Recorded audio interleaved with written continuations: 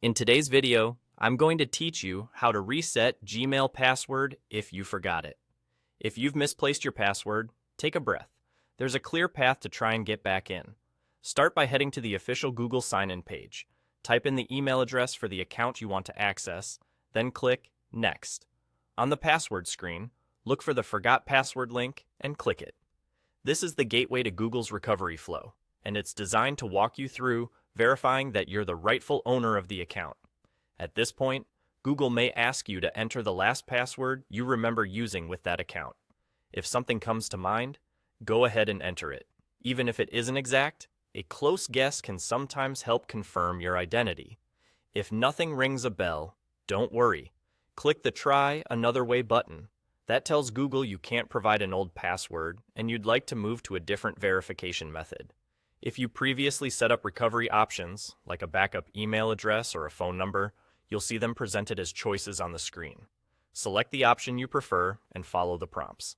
Typically, this means Google will send a code to your recovery email or as a text message.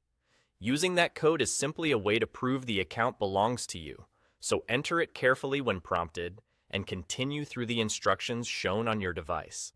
These on-screen steps will guide you through the rest of the process so you can regain access. If, however, you haven't added a recovery email or phone number to your account, you may not see easy alternatives here.